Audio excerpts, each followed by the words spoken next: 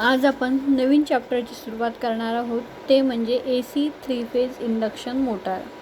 आतापर्यंत आपण DC सप्लायवरती चालणाऱ्या मशीनचा अभ्यास केलेला आहे, जसे की DC जनरेटर, DC मोटार. आता आपण 3 फेजवरती आता आपण AC सप्लायवरती चालणाऱ्या मशीनचा अभ्यास करणार आहोत. सर्वप्रथम आपण पाहूयात 3 फेज सप्लायवरती चालणाऱ्या इंडक्शन मोटारचा अभ्यास आपण करणार आहोत. AC सिंगल फेज सप्लाय पद्धतीपेक्षा 3 फेज सप्लायचे युटिलायझेशनमध्ये सुद्धा खूप फायदे मिळत असतात. त्यामुळे जे काही औद्योगिक क्षेत्र आहे त्यामध्ये मोठ्या प्रमाणावरती AC 3 फेजवरती चालणाऱ्या मोटार्सचा प्रामुख्याने उपयोग केला जातो. कारण का तर जे काही 3 फेज मोटारीची कार्यक्षमता असते ती चांगली असते. लोडवरती टॉर्क आणि पॉवर फॅक्टर या मोटारींचा चांगला असतो. त्यांची रचनासुद्धा साधी, सोपी आणि मजबूत असते. त्याचबरोबर दुरुस्तीसाठी सुद्धा या मोटारी सोप्या असतात, चालू करण्यासाठी सोप्या असतात, कायम वेगाने फिरतात आणि किमतीने परवडणाऱ्या असतात. या अशा असंख्य फायद्यामुळे आपण 3 फेज मोटारीचे औद्योगिक क्षेत्रामध्ये खूप मोठ्या प्रमाणात त्याचा वापर करतो.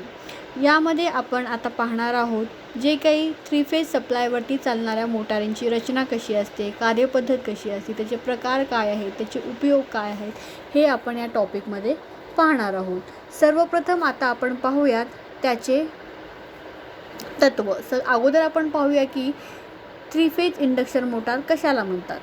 जे यंत्र AC 3 फेजचे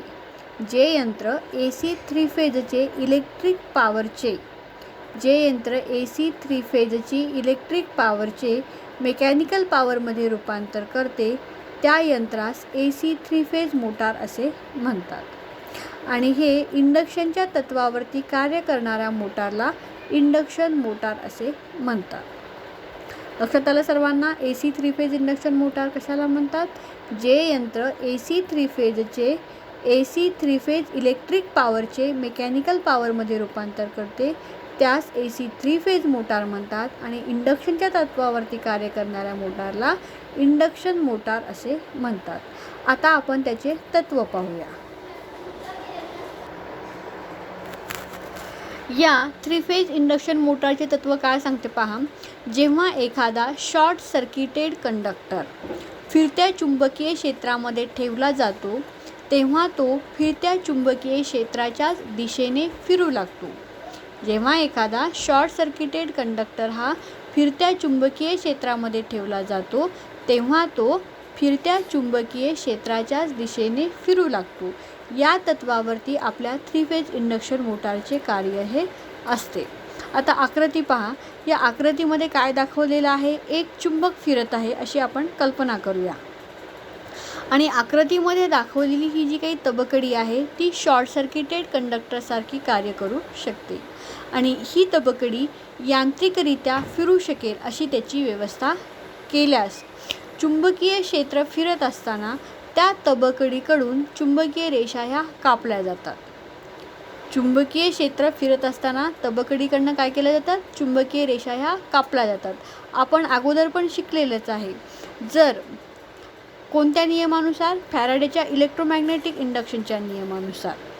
जर कंडक्टरकडनं चुंबकीय रेषा कापल्या गेल्या तर त्या कंडक्टरमध्ये काय निर्माण होतो. EMF निर्माण होतो. त्याचप्रमाणे इथे सुद्धा फॅराडेच्या इलेक्ट्रोमॅग्नेटिक इंडक्शनच्या नियमानुसार ह्या तबकडीमध्ये EMF निर्माण होऊन त्यामधून एडी करंट वाहू लागतो. आणि एडी करंटमुळं काय होतं. तबकडीभोवती सुद्धा स्वतःच्या चुंबकीय रेषा ह्या निर्माण होतात. त्या तबकडीमध्ये सुद्धा काय निर्माण होतात. तबकडीच्या भोवती स्वतःच्या चुंबकीय रेषा ह्या निर्माण होतात. आणि लेंझच्या नियमानुसार ह्या तबकडीच्या चुंबकीय रेषा ह्या मुख्य चुंबकीय क्षेत्राच्या फिरण्याला विरोध करतात. आपण DC जनरेटर आणि DC मोटारमध्ये पण आर्मेचर रिॲक्शनमध्ये पाहिलं होतं की लेंझच्या नियमानुसार काय होतं. मुख्य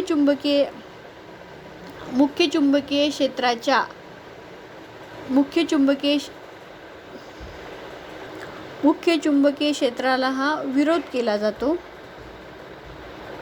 याचप्रमाणे यामध्ये सुद्धा तबकडीभोवती जे काही चुंबकीय रेषा निर्माण झालेल्या आहेत त्या मुख्य चुंबकीय क्षेत्राच्या फिरण्याला विरोध करतात, परंतु त्यास पूर्णपणे नष्ट करू शकत नाहीत. म्हणून त्या चुंबकीय क्षेत्राला पकडण्यासाठी तबकडीसुद्धा फिरत्या चुंबकीय क्षेत्राच्याच दिशेने फिरायला लागते आणि फिरत्या चुंबकीय क्षेत्राचा वेग हा त्या तबकडीच्या वेगापेक्षा जास्त असल्यामुळे तबकडीचा वेग हा त्यापर्यंत पोहोचू शकत नाही. म्हणजे नेहमीच फिरत्या चुंबकीय क्षेत्राच्या वेगापेक्षा तबकडीचा वेग हा कमीच असतो. आता आपण इथे पाहूया की यामध्ये फिरत्या चुंबकीय क्षेत्राची निर्मिती ही कशी होते.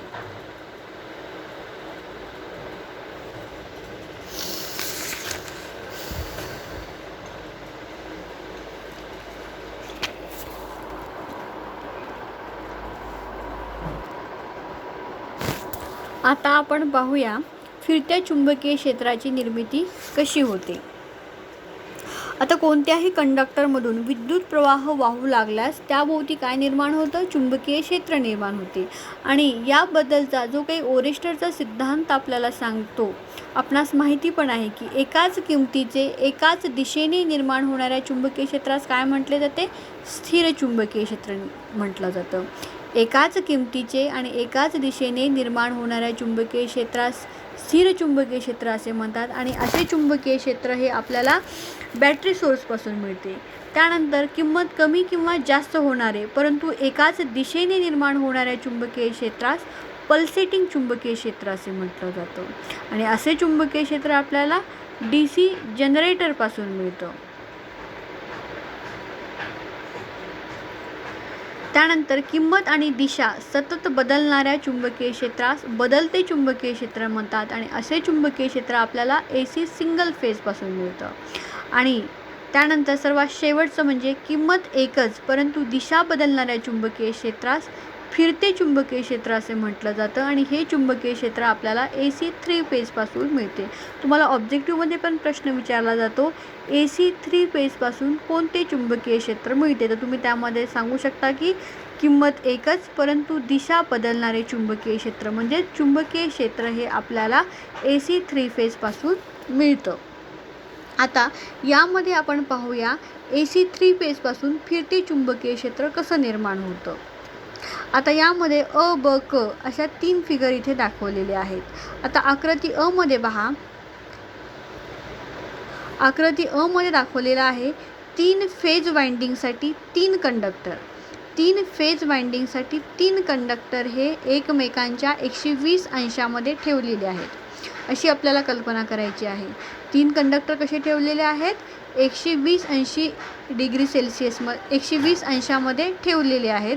आणि 120 अंशामध्ये ठेवून ते चुंबकीय क्षेत्रामध्ये फिरवले आहेत अशी आपल्याला कल्पना करायची आहे. त्यानंतर आकृती बी मध्ये या जो काही 3 फेज वाइंडिंगमध्ये निर्माण होणाऱ्या EMFचा 3 फेज वाइंडिंगमध्ये निर्माण होणाऱ्या EMFचा साइन वेव्ह डायग्राम इथे दाखवलेला आहे.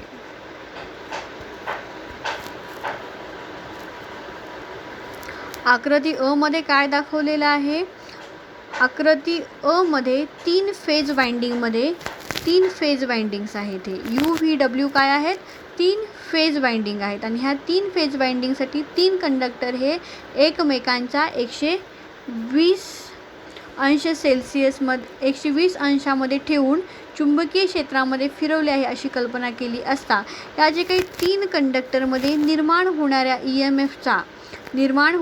EMFचा साइन वेव्ह डायग्राम इथे दाखवलेला आहे. आणि आकृती क मध्ये या 3 फेजपासून निर्माण होणारे फिरते चुंबकीय क्षेत्र हे दाखवलेलं आहे. आकृती क मध्ये काय दाखवलेलं आहे? 3 फेजपासून निर्माण होणारे फिरते चुंबकीय क्षेत्र येथे दाखवलेलं आहे.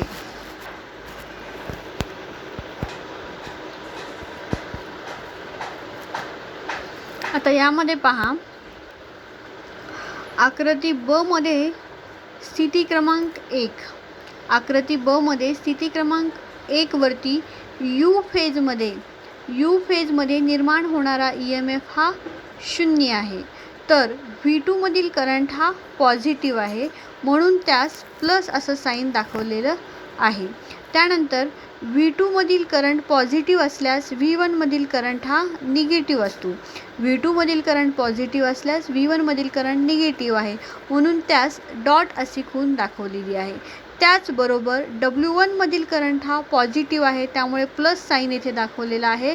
तर W2 मधील करंट हा निगेटिव्ह आहे, त्यामुळे त्यास डॉट अशी स्थिती दाखवलेली आहे. त्यानंतर क्रमांक 1 वरती निर्माण होणारे परिणामी चुंबकीय क्षेत्र हे आकृतीमध्ये दाखवल्याप्रमाणे येईल.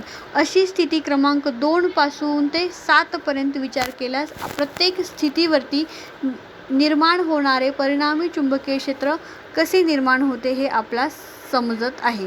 आता हे चुंबकीय क्षेत्र कसं दाखवत आहे? हे चुंबकीय क्षेत्र आपली दिशा ही सतत बदलणारे आहे.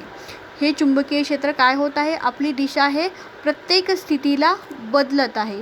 यावरनं आपण काय म्हणू शकू की 3 फेजपासून मिळणारे जे काही चुंबकीय क्षेत्र आहे त्याची प्रत्येक वेळी त्याची किंमत ही सारखीच आहे, परंतु दिशाही बदलत आहे. अशा प्रकारे आपल्याला 3 फेजपासून फिरते चुंबकीय क्षेत्र हे निर्माण होत असते.